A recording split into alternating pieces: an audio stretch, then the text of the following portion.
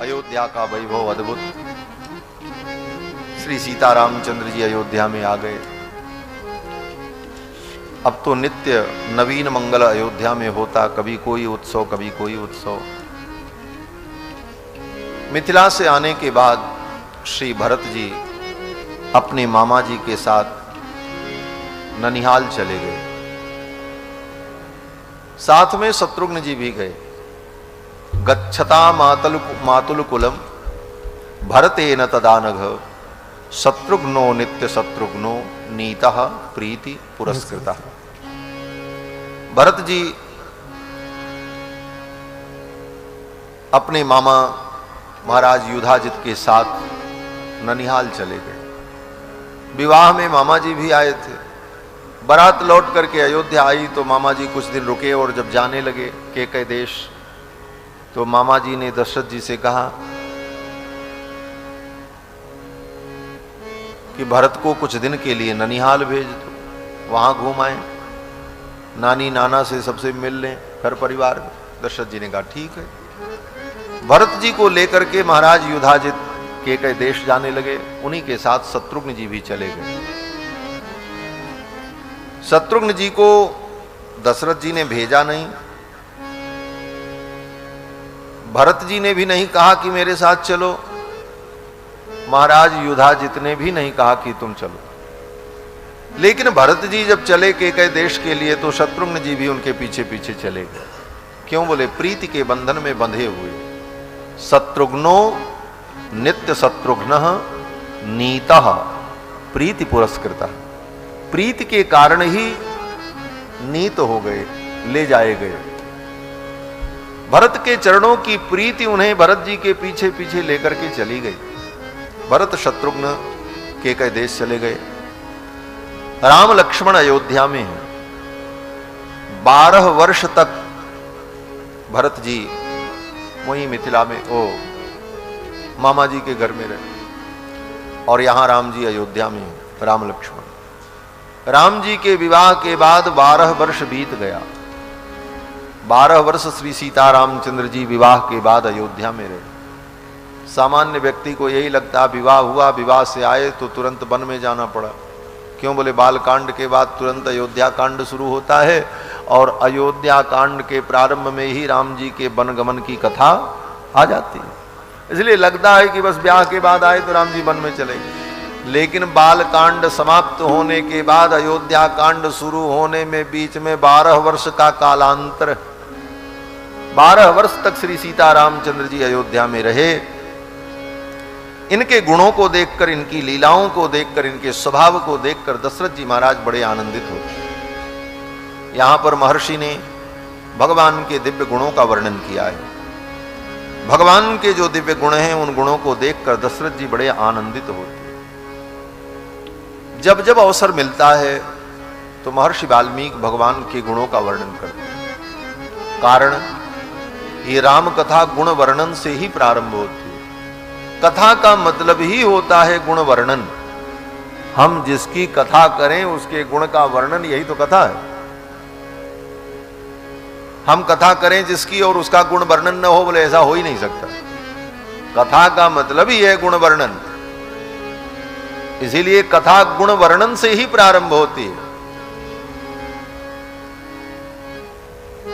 रामायण में भी रामायण प्रारंभ होती है तो सबसे पहले गुण की चर्चा से ही शुरू होती है। कौन अस्मिन् सांप्रतम लोके गुणवान कश्च वीर्यवान। भागवत की कथा में भी सुखदेव जी जब कथा सुनाते हैं तो यही कहते हैं प्रायेण मुनयो राजन निवृत्ता विदिशेदतः नैर्गुण्यस्था रमन्ते स्म गुणानुकथने हरे। गुणानुकथने, गुणानुकथन भगवान के गुणों का कथन ही कथा है। गुणानुकथनम हरे। तो भगवान हरि के गुणों का कथन ही कथा है। और कभी कभी तो मुझे लगता है कि भगवान की कथा सुन करके हम भगवान को समझते हैं और जब समझ में आता है तो कुछ लोग कहते हैं नहीं नहीं भगवान तो निर्गुण है। भैया निर्गुण को तो हमने समझा ही नहीं, हमने तो गुण को समझा है, गुणवान को समझा है। और जब तक तक परमात्मा में गुणों का वर्णन न हो, उसके गुणों का प्रकाश न हो, तब तक परमात्मा को कोई समझ नहीं सकता और न उसका वर्णन कर सकता है। वर्णन उसी का होगा जिसके अंदर गुण होगा, और उस वर्णन को सुनकर के वही समझ पाएगा जो तत्व गुणवान होगा।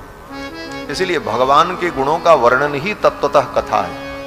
भगवान के सौशील्य, वात्सल्य, मार्दव, आर्जव, सौहार्द, साम्य, कारुण्य, माधुर्य, गांभीर्य, चातुर्य, स्थैर्य, धैर्य, शौर्य, पराक्रम, सत्य काम, सत्य संकल्प, कृतित्व, कृतज्ञता, संख्येय कल्याण गुणगण जो भगवान के हैं, इन्हीं का वर्णन कथा है, कथा कुछ और नहीं।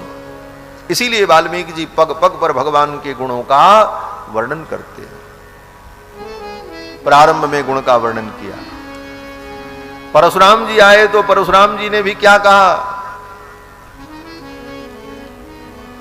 कि श्रूयते वीर्यम श्रूयते भूतम, आपके वीर्य को, आपके पराक्रम को हमने सुना।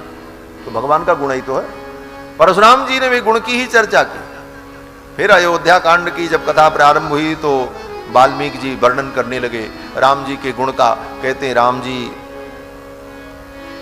बड़े शांत हैं, मृदुभाषी हैं, पूर्वभाषी हैं, प्रियंबद हैं, सत्यनिष्ठ हैं, वृद्ध जनों की सेवा करते हैं, बुद्धिमान हैं, मधुराभाषी हैं, मधुर बोलते हैं, पूर्वभाषी हैं, और नचानृत कथा, राम जी कभी झूठ नहीं बोलते हैं, विद्वान हैं, विद्वान होते हुए वृद्धानाम प्रतिपूजकः, विद्वानों की और वृद्धों की पूजा करते हैं, उनको आदर देते हैं। विद्वान होना अच्छी बात है, लेकिन विद्वान हो जाने के बाद वृद्धजनों का समादर करना बंद कर दे अपने अभिमान में कि हम तो बड़े विद्वान हैं, बोले उसकी विद्वता का कोई मूल्य नहीं होता। इन दोनों गुणों का एक साथ वर्णन कर रहे हैं वाल्मीकि जी। विद्वान वृद्धानाम प्रतिपूजकः, भगवान विद्वान हैं और विद्वान होकर के विद्या का अभिमान नहीं है, अपितु वृद्धानाम प्रतिपूजकः, वृद्धों का समादर करते हैं, वृद्धों के चरणों में बैठते हैं। वृद्धानाम प्रतिपूजकः, अनुरक्त प्रजाभिश्च, और प्रजा में इनका अनुराग।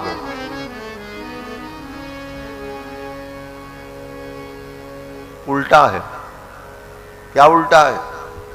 बोले लोग कहते हैं महाराज जनता इनकी फैन है,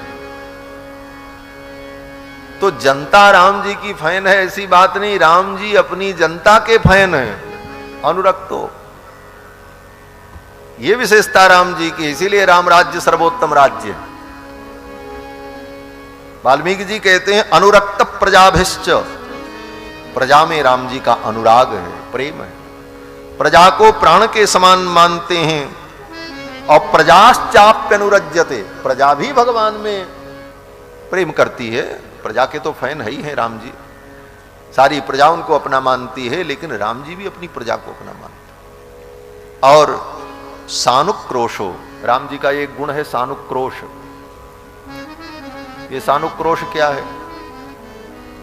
बोले सानुक्रोश उस गुण को कहते हैं कि सामने वाले व्यक्ति के दुख को देखकर वो दुख हमारे अंदर प्रविष्ट हो जाए, हम भी दुखी होने लग जाए। सामने वाले व्यक्ति के सुख को देखकर वो सुख हमारे अंदर आ जाए, हम सुखी होने लग जाए। ये बड़ा अद्भुत गुण है।